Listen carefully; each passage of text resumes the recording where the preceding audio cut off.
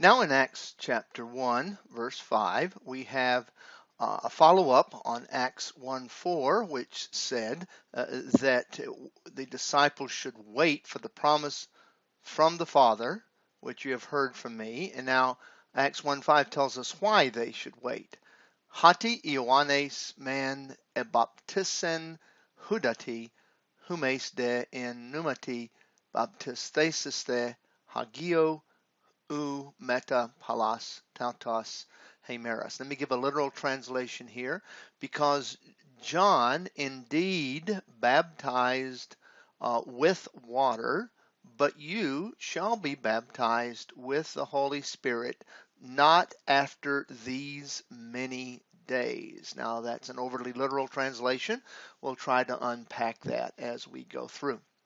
First of all, we notice that Acts 1:5 is a hati clause, translated because here, and this gives the reason for why they should wait for the promise from the Father, because the subject then, Ioannes, John, and the predicate, ebaptisen, third singular, aorist active indicative. Then there's one more verb in this verse, baptisthesisai. Let's look at the parsings, make sure we understand what's going on here. Ebaptisis then is the aorist active indicative, third singular from baptizo. Notice how in the aorist, the sign of the aorist, the sigma alpha, changes the baptizo to, and the augment, ebaptisen. Of course, in the third singular, you don't have sigma alpha. It changes to an epsilon. And then baptisthesisai, notice the future passive indicative, second plural, and built on the aorist passive stem principal part. Ebaptisthein becomes the future passive indicative by building on the aorist passive stem. Now let's go back and see if we can unpack this a little bit further. Because John, now watch this, very, very important, man de construction. Here it is, man de. John, sometimes it's not translated, sometimes it's translated with indeed. John baptized with water, but you shall be baptized with the Holy Spirit not after many these days. Now this man de construction, which is very common in the New Testament and quite common in the book of Acts, is what we call a point counterpoint construction. Some have probably too pedantically taught us that we should always translate this on the one hand, on the other hand. That's probably a bit too pedantic because it doesn't fit all the constructions. What does fit the construction is this. Man is always looking forward. It's calling your attention to something that follows. As a matter of fact, something that follows that's usually going to be more important than the man clause. John baptized with water, but you shall be baptized with the Holy Spirit. The counterpoint is John baptized with water. The point, the main point that the author is making is that you shall be baptized with the Holy Spirit. So a point counterpoint construction.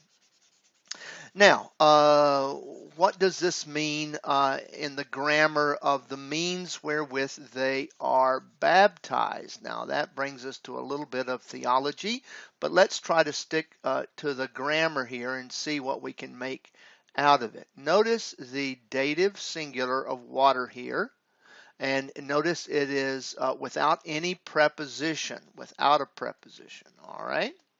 And notice you shall be baptized with the Holy Spirit, right there.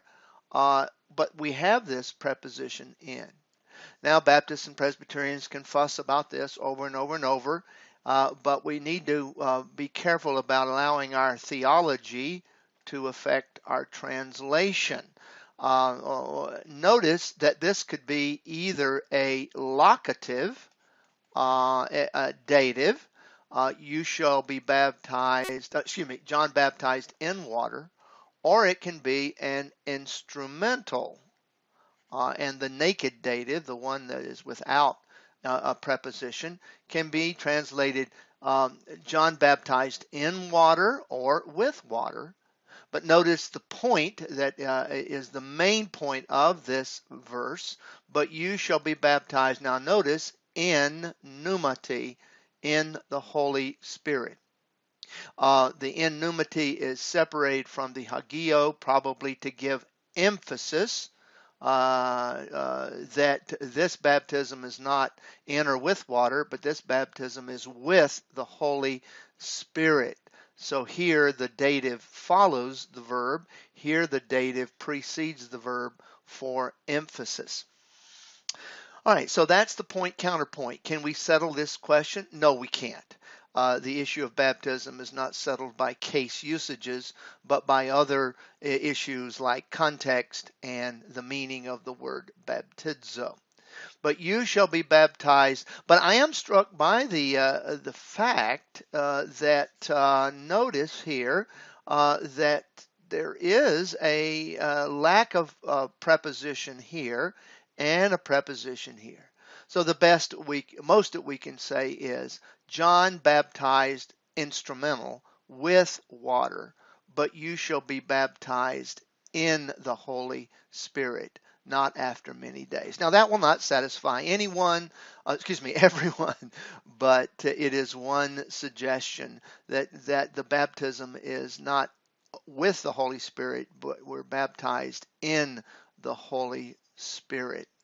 But if people are going to fuss and say, well, you can't really say that from the grammar, I'm not going to fuss with it either, but you should at least know the options. But also notice how it could be simply variation, or it could be that Luke's quotation is trying to make a point. Now let's look at something a little bit more dogmatic. Notice that John baptized with water, but you, notice the humes is fronted in this clause. This is what we call a topical frame because it draws attention to the topic. John baptized many people with water, but you, that is, the disciples gathered together on the day of Pentecost, they're the subject here who will be baptized with the Holy Spirit. Now, there's one more grammatical issue here that we should call attention to, and it's the first of a number of occasions of this being appearing in the book of Acts. I translated it very literally, not after many of these days, but probably shouldn't be that pedantic and literal. What it means is in a few days. This is an example of what a technical rhetorical term called a litotes. Now, a litotes is when an author negates the opposite to make a point. Now, the point that he's making is you shall be baptized with the Holy Spirit in a few days, but he makes it by negating the opposite, not after many of these days. Of course, he uses the near demonstrative here, tautos, to call attention to the fact that it's going to be soon, not after many of these days. This is the near demonstrative coming from the word hutos, and the far or the remote demonstrative is ekenos.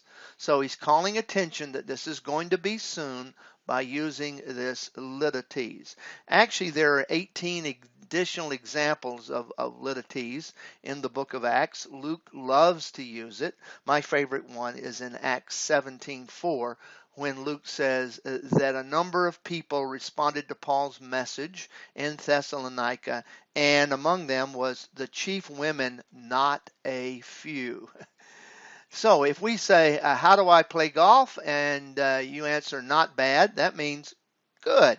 If we say not a few women, that means a number of women. If Jesus says not after many of these days, he means in a few days. Acts chapter 1, verse 5. John indeed baptized with water, but you shall be baptized with the Holy Spirit in a few more of these days.